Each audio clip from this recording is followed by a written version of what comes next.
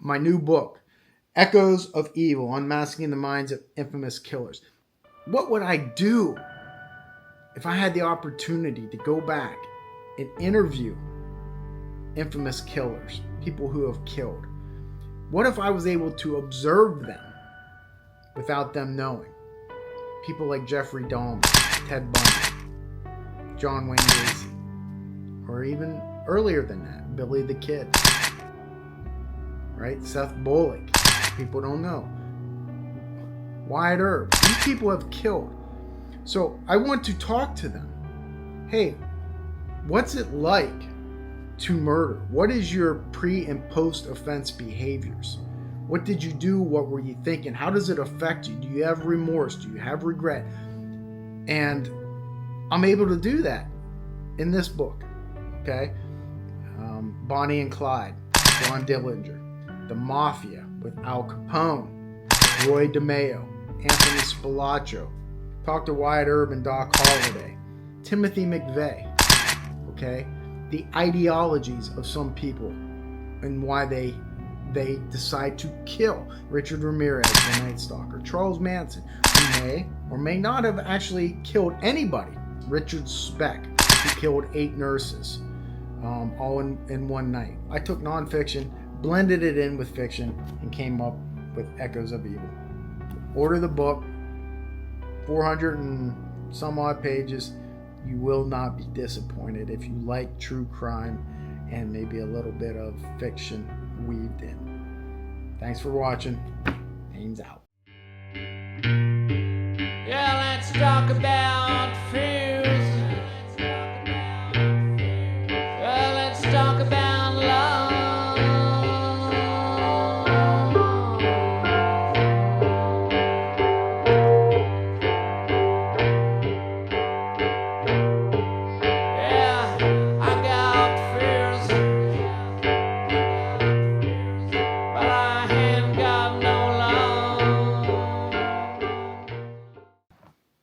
Okay, today in this video, what I would like to discuss is the murder of Cole and William Neer.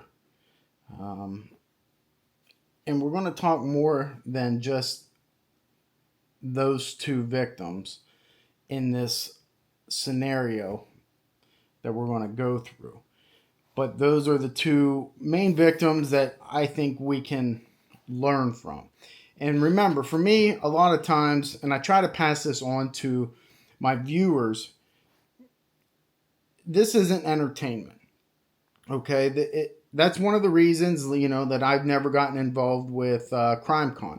There's some good aspects to it, okay? And I'm not saying that there isn't.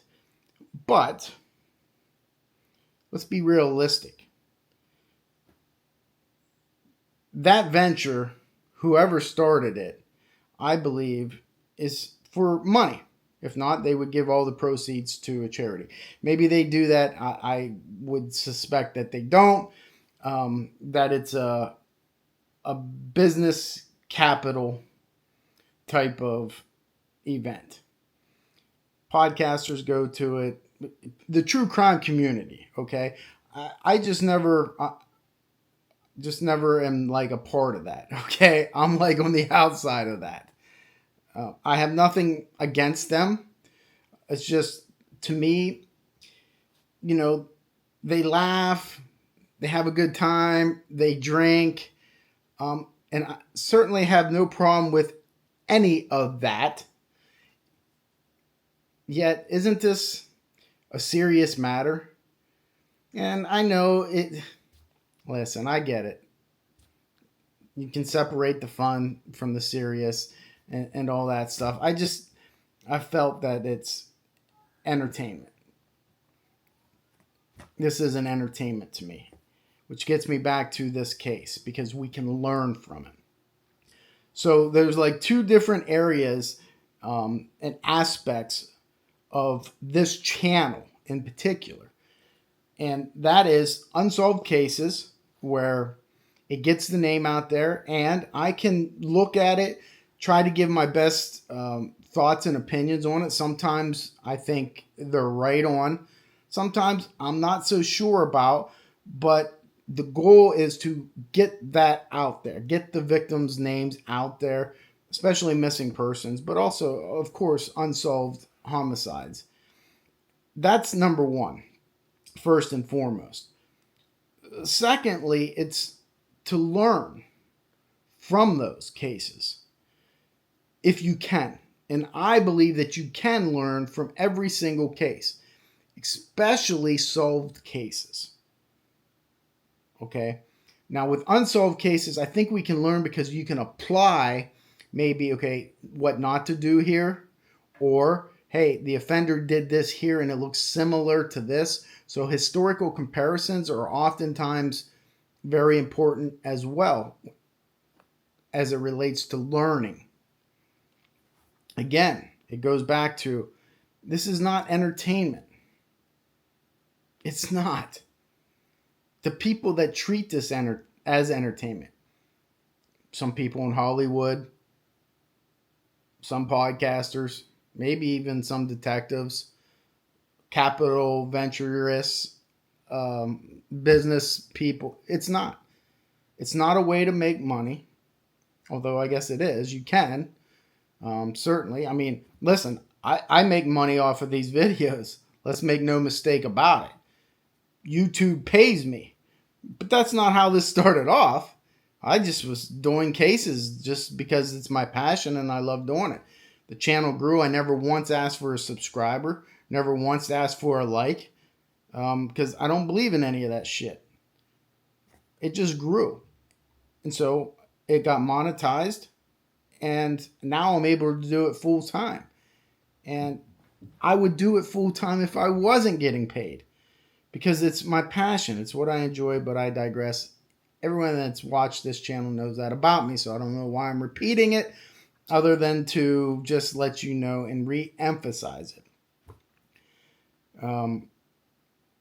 What's important is learning. And in today's case, we can learn. This, again, educational. It is not entertainment. It's not entertainment. I'll say it 100 times.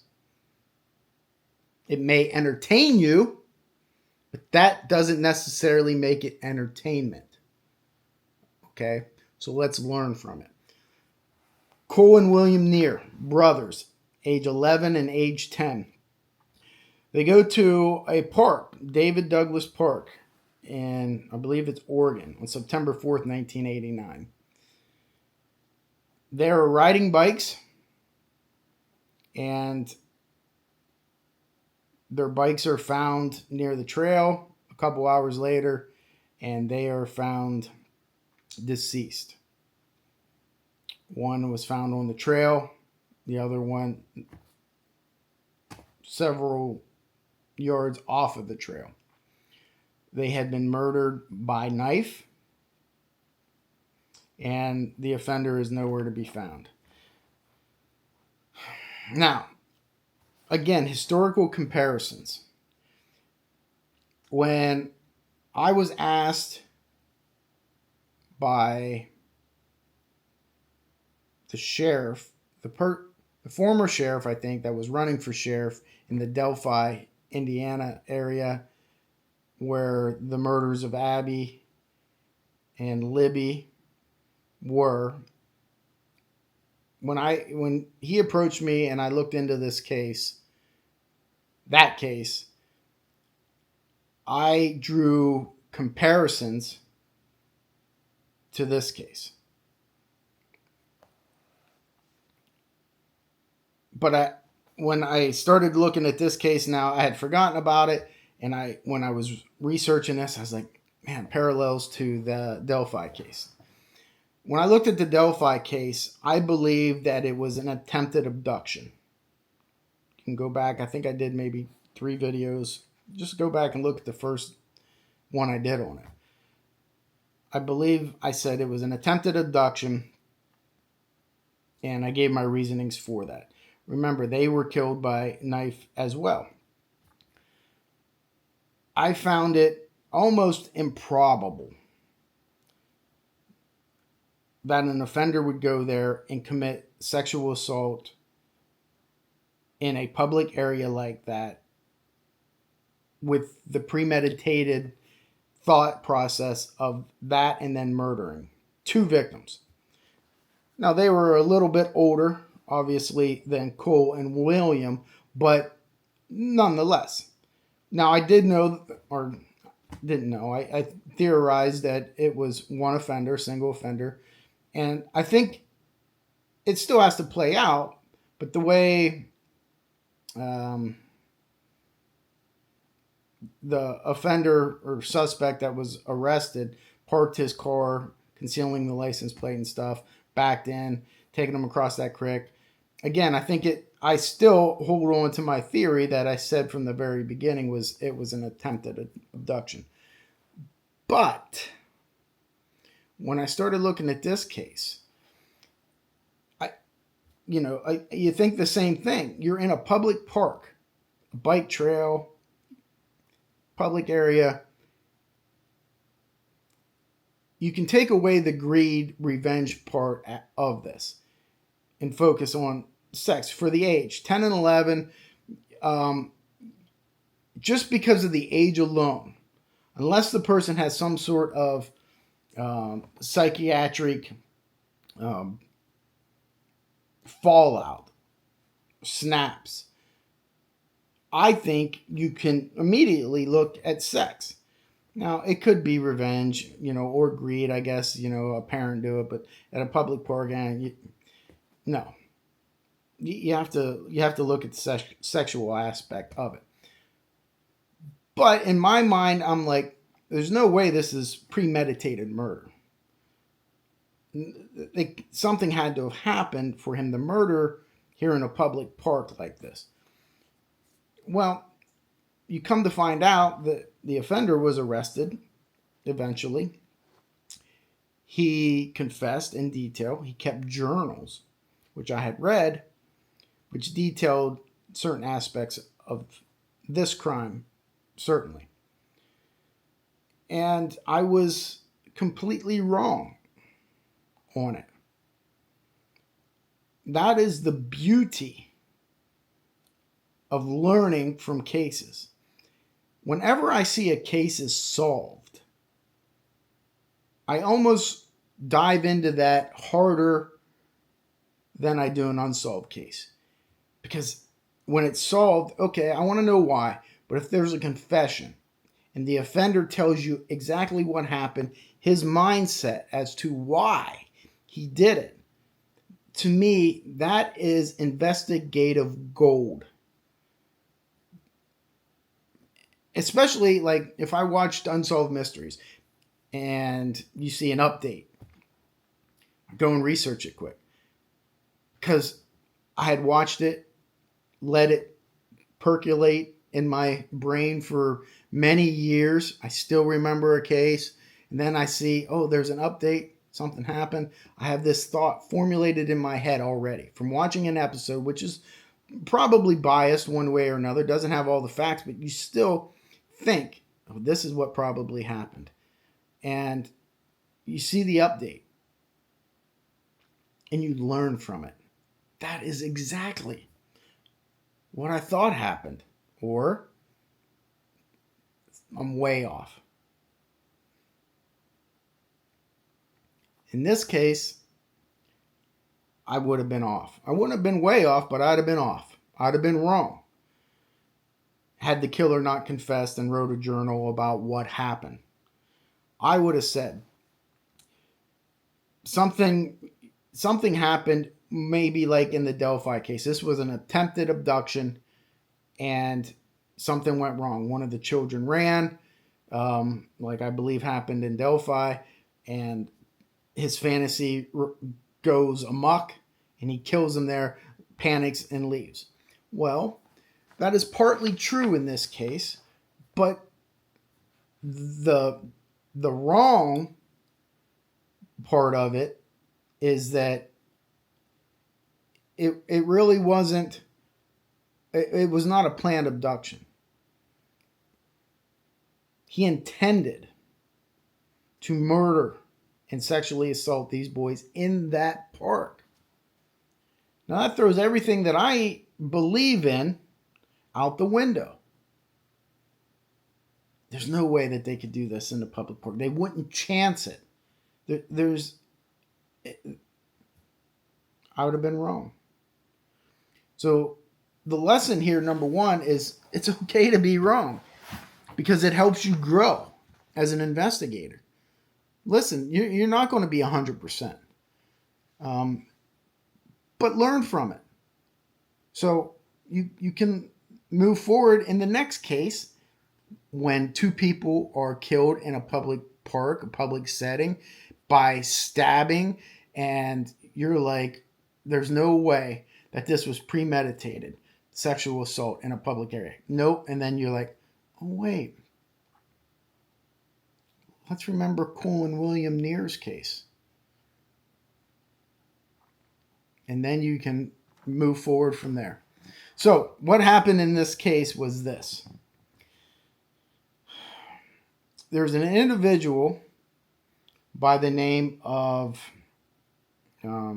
Westley Dodd.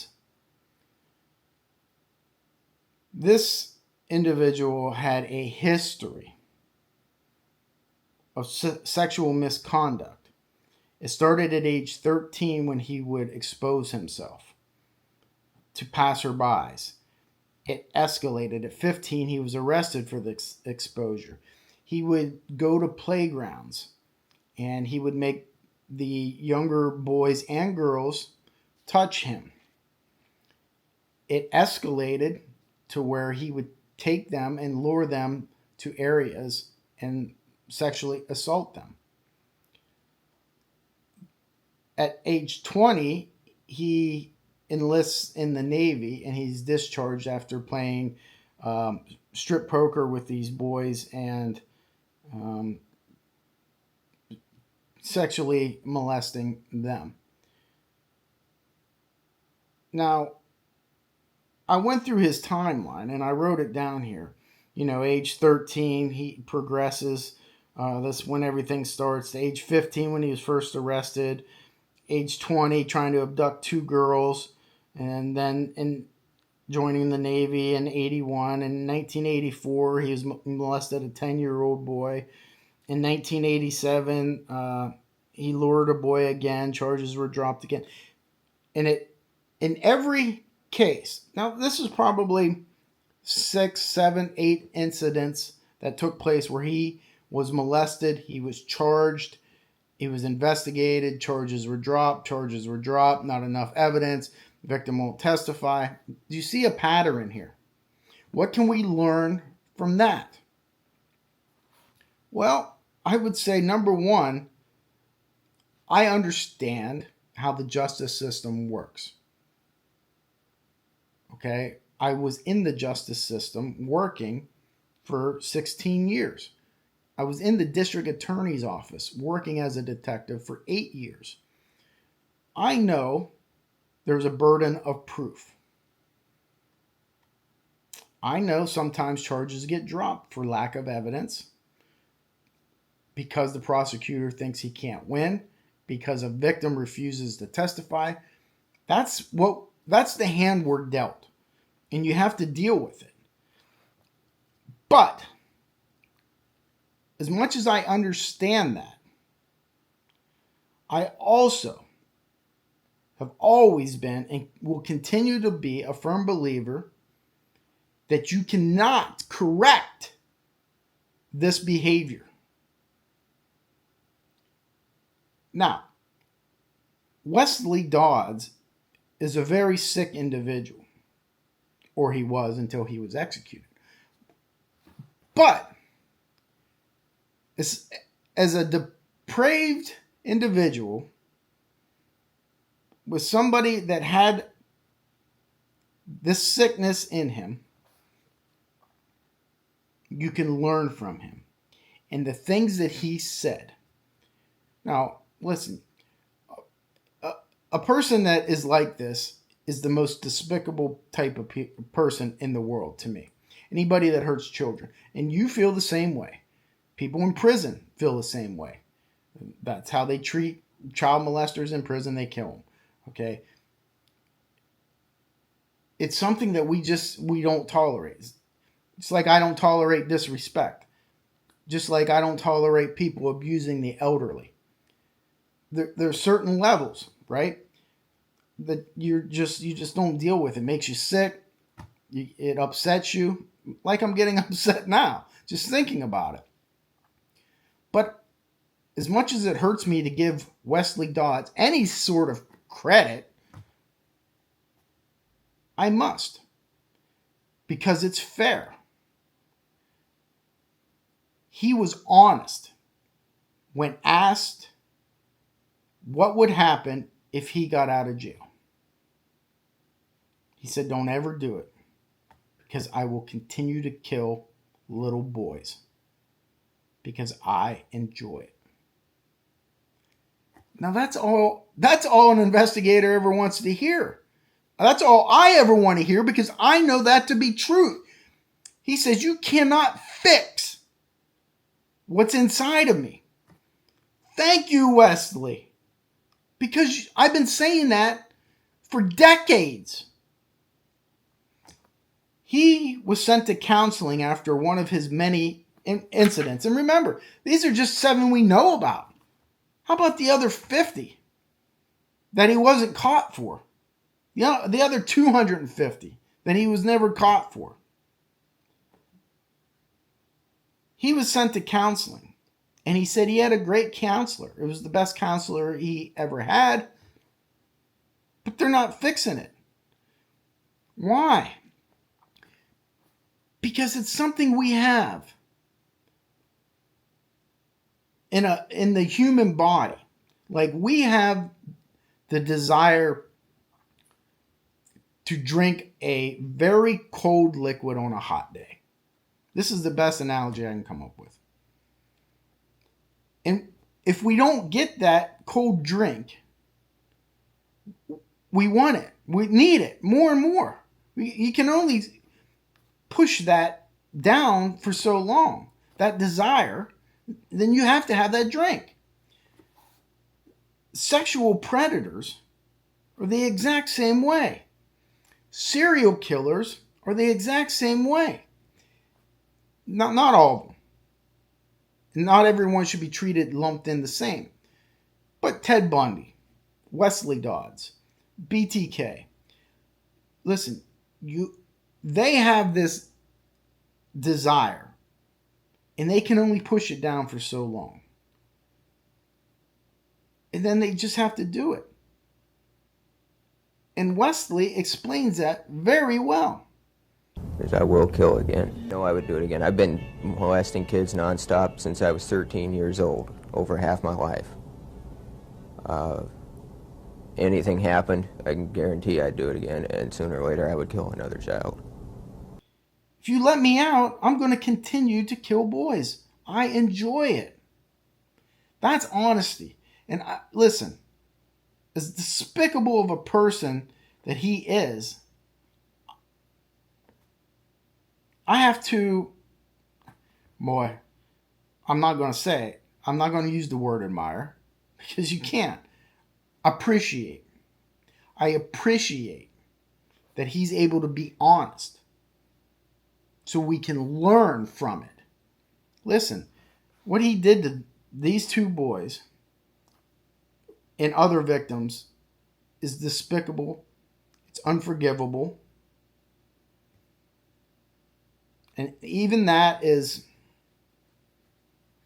tough too, because as a Christian, you're taught to forgive. And I know victims, family members who have forgiven their loved one's killer, and I just don't know how they did it. And just more power to them. Now, Cole and William Neer, to their family, I don't know where they stand on this, but I'm sure they would never say they admire Westley Dodds for coming forward. And I'm not using that word either. I just appreciate it. And that's probably too strong of a word for them, and I get it and I understand it. And I would support them in any thoughts that they have. But these two, I want to get into his thought process and what he was thinking.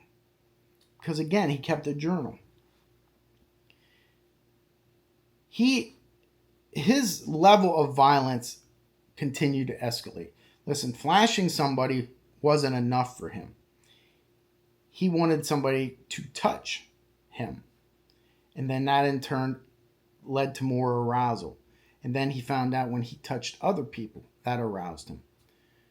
Then it progressed to, I don't really like when girls do it, but boys, yes. So then it was kind of skewed towards boys. And then he just got to a point where that wasn't, where he started molesting and sexually assaulting these boys. But that got to a point where that almost wasn't fulfilling enough for him. So he planned and he wrote, I want to now murder. So he would hunt, and that's what he called it. He would go to public parks, come back, write detailed times. Hey, 2 kids, roughly age 11 and 13, went by. I was going to abduct them, but an adult walked by seconds later and it thwarted me. Some of these people, they don't know how close they were to being victims. It's just chilling. And if things didn't go right, he was smart enough to not do it. Very conscious decision not to get caught. You can learn from that. His journal you can learn from. As hard as it was for me to read that, and let me tell you something, if you find it online, it takes a little bit to find it. But when you find it and you read it, he is detailed, and that isn't necessarily a good thing. A very difficult read, especially when he described how he lured these 2 boys to a secluded area off of the path, tied them up, stripped them,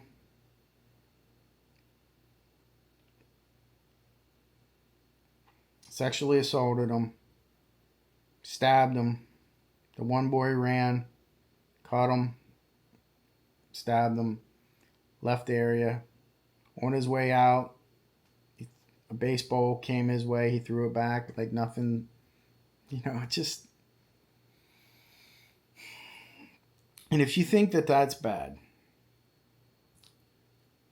the escalation got worse. Because after that, he went home and wrote about his experience and said, I didn't really have the time that I wanted to spend with these boys. Everything was rushed. You can learn from that.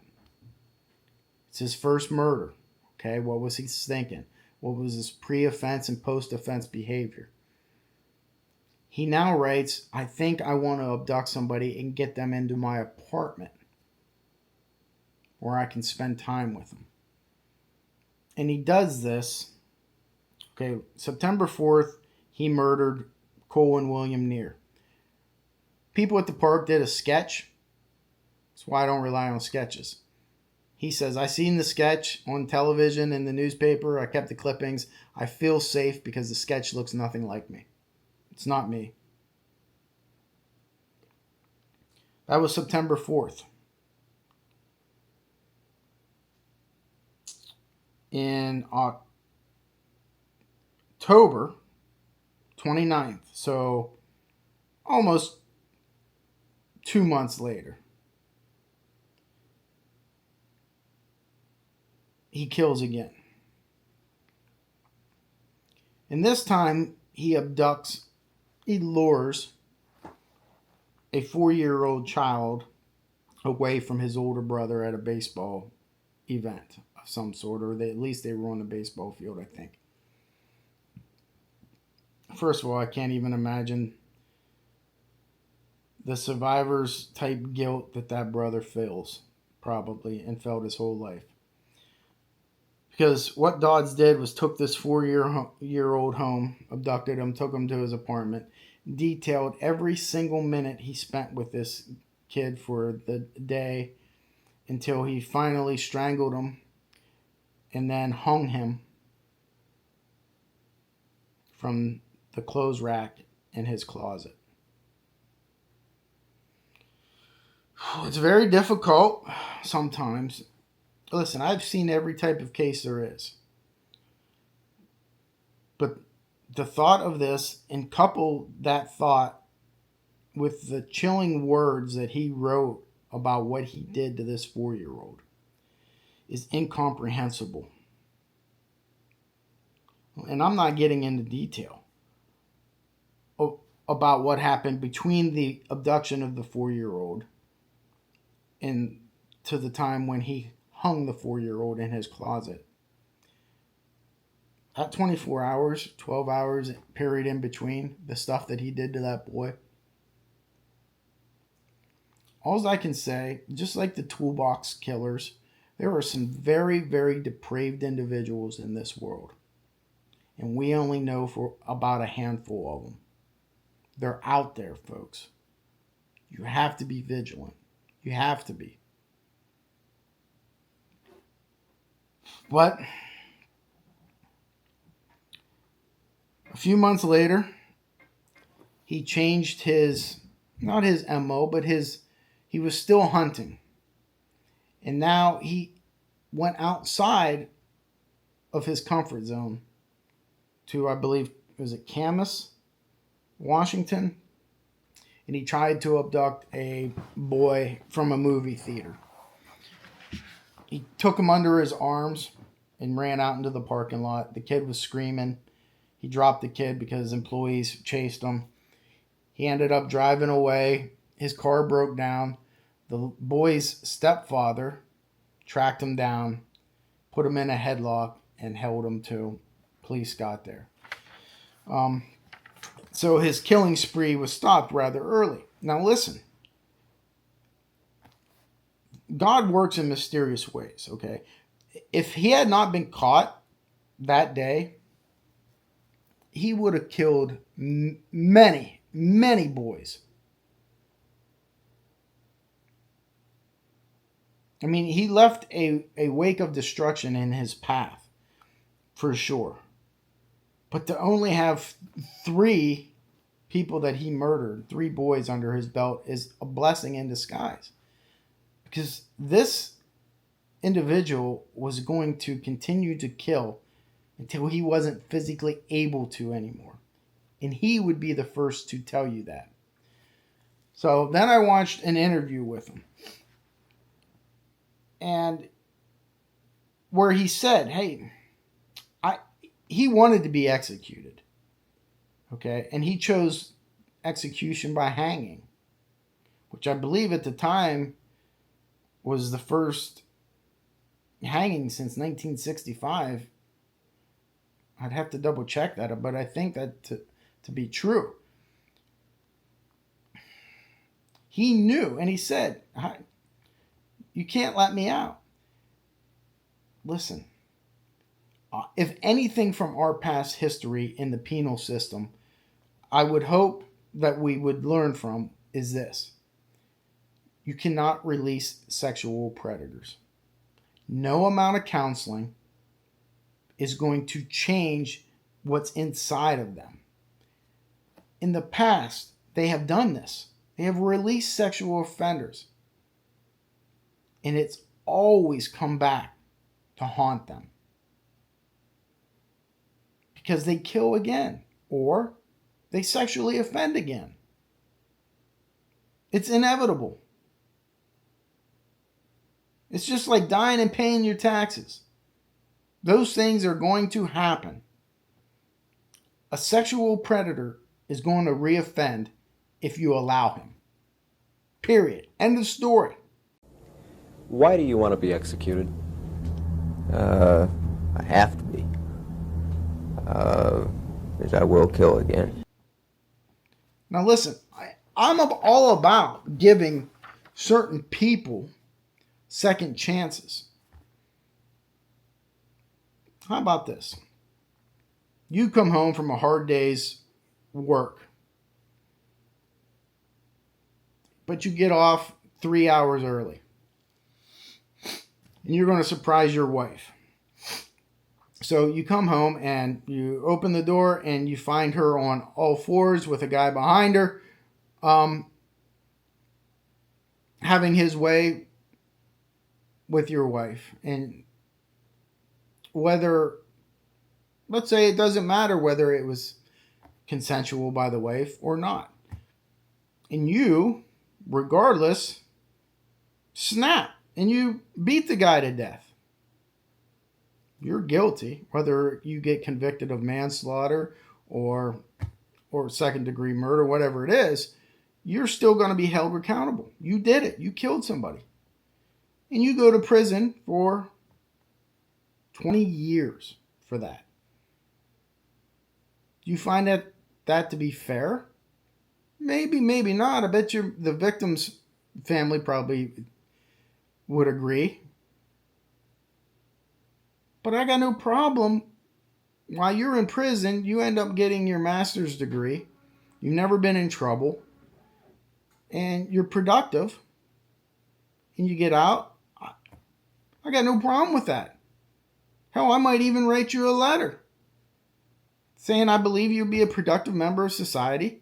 Why? Because you don't have that drive in you to hurt somebody. An individual on his way home from work, he stops at a bar, has 6 beers, maybe has 10 beers, having a good time, 30 years old. On his way home, he runs over a 6-year-old girl, kills her. He's distraught. He's convicted. He goes to jail for 10 years. Warranted? Hey, he broke the law. You know what the law is. You had no intention of hurting that little girl, but you did. Actions have consequences. Yet, when your parole comes up, Kenny Maines would sit there and say, you know what? Hey, you didn't get in trouble in prison. You were a good hard worker before you went in. Yeah, I think you should get out. You paid your dues. You paid your time. No problem. Westley Dodds comes up for parole. He's been a model prisoner for 20 years. Age 60, he's ready for parole. He's ready to get out. Kenny Maines is on the parole board. Everybody else, yes, he's done his time. Kenny Maines, veto. He cannot be rehabilitated. Period. End of story. I don't care how good he did in prison. I said there's times I think about what I've done. I think about some of the things the boys said before they died, and that's real hard to think about. But other times I just try to put everything out of my mind. He will reoffend. You have to keep him locked up. We'll put him on house arrest. No! No! Halfway house. No! It's a debate that I had about Leslie Van Houten, the Manson family. How she was let out to a halfway house. She will never reoffend again. She should have been let out. Well, maybe she shouldn't have been let out a long time ago. Actions have consequences. But she will not reoffend. Sexual predators will always reoffend. I don't care who they are. Maybe they get to the point where they're like, okay, I can't go out and physically grab somebody and hurt them. But man, I got these binoculars. And the school playground's right over there. And I'll sit at this window and I'll watch those kids. And I'll masturbate. Do you want that guy in society? Even if he's in his house? No! No, you don't. Never release a sexual offender. I digressed. I went on a big rant, but I'm very passionate about that. You can't rehabilitate them. Talk to Westley here, but that's impossible since, he got hung by the neck until he be dead, dead, dead. But there are other serial offenders, and maybe it's not kids. There's sexual violent predators, serial rapists who are in jail and they're not getting out. They're sentenced for life, that are honest. And they will tell you the same thing that he would tell us again if he was around. Now, do I think he should be executed? Listen, that's a whole nother area. My feeling is the government should never have input on taking somebody's life. But it's inevitable, and they do. It happens in war. It happens whatever. I just know, and I should always think you should just leave it up to the victims' families, by the way. If they decide he should be hung, good. If he had life in prison, fine. Those are the only two choices. Can't let him out. But serial offenders, the ones that are being honest and want to help and cooperate, they'll tell you. Ed Kemper will tell you. That it's just a desire in them. And Ted Bundy, he blamed it on porn. But yeah, he used porn. You can't blame porn. Because then you are the one who went out to the Chi Omega house and killed Kimberly Leach and whatever. I guess Kimberly Leach was later on. She was a 12-year-old girl. But my point being is the actions have consequences. You can't blame pornography. It's your quench. It's your thirst and your inability to quench that thirst unless you kill. Do you look forward to dying? In a way, yeah. I think it'd be a relief. I don't have to think about all these things anymore. I don't know, that's the only way I can guarantee I'm not going to hurt anybody else. Right now I sit here and say I don't want to, but I know it'll happen.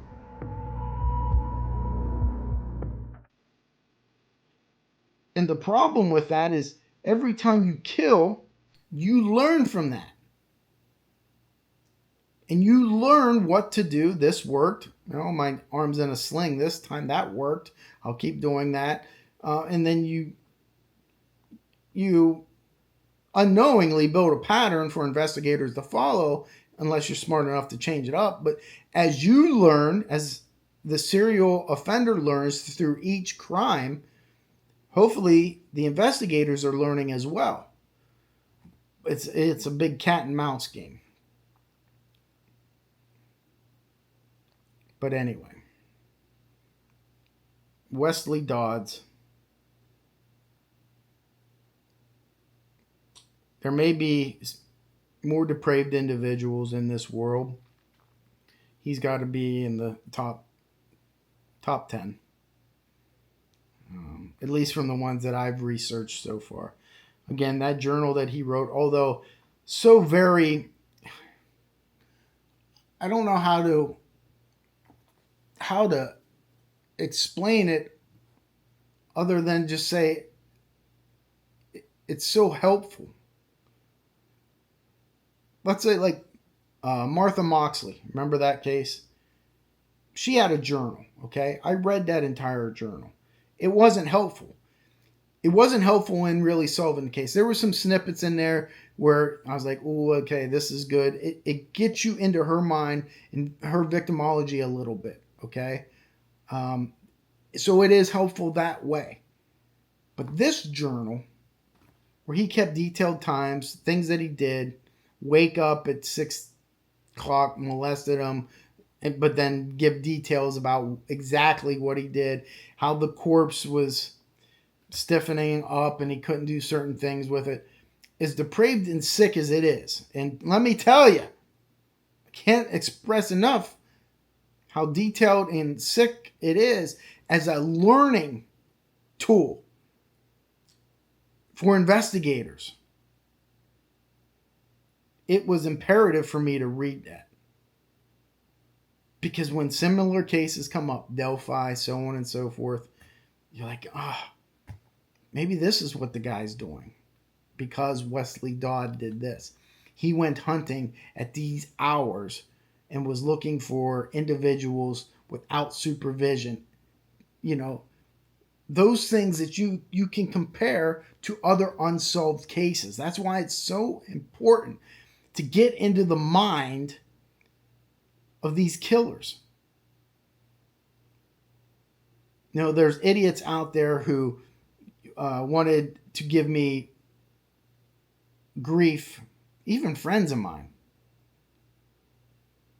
for talking to Bill Noguera, who's on death row for killing his girlfriend's mom.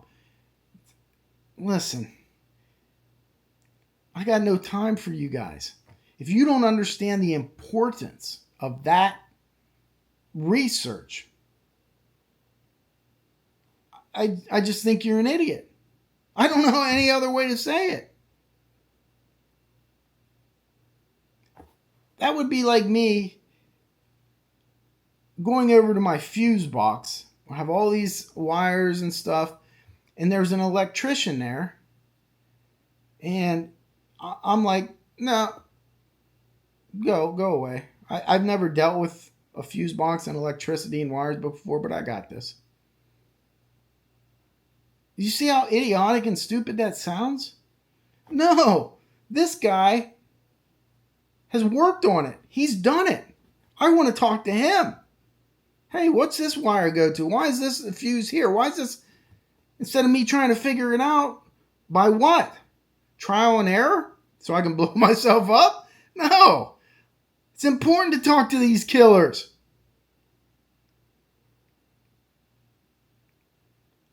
People are just so narrow-minded.